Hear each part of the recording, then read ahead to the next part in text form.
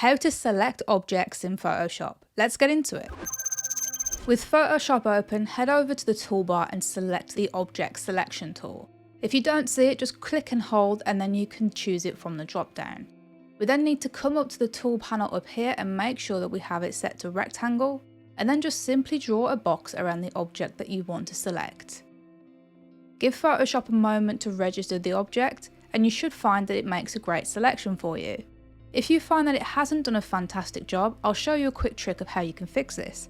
For my example, I find that the leaf here is not quite included in my selection. So to fix this, all we need to do is go up to rectangle, come down to lasso, and then we can press either Shift or Option on our keyboard to add or remove.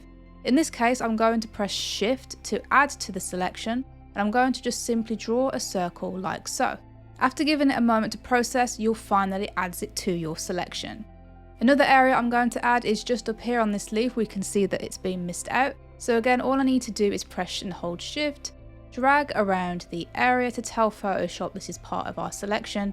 And as you can see there, it has included the rest of that leaf in our selection.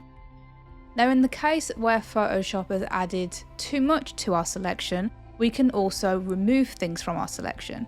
In my case right here, if I just zoom in, we can see that Photoshop has included this gap here where there is a bit of wall. Now I don't want that in my selection. All I need to do is hold down Option on my keyboard, and as carefully as I possibly can, I'm going to draw around the edge where the plant divides, and then again Photoshop is going to detect that and remove that from our selection. With all of those tweaks made, we now have an object fully selected in Photoshop. It's ready for me to either remove the background or make further refinements, and that's all there is to it.